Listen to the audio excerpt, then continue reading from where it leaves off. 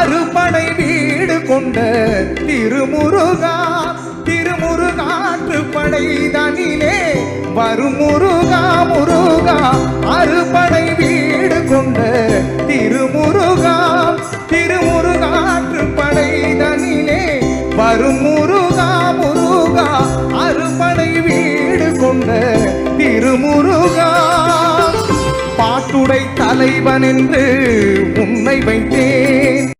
முழு வீடியோவை காண கீழே உள்ள லிங்கை கிளிக் செய்யவும். மருதமலை மாமணியே முருகையா,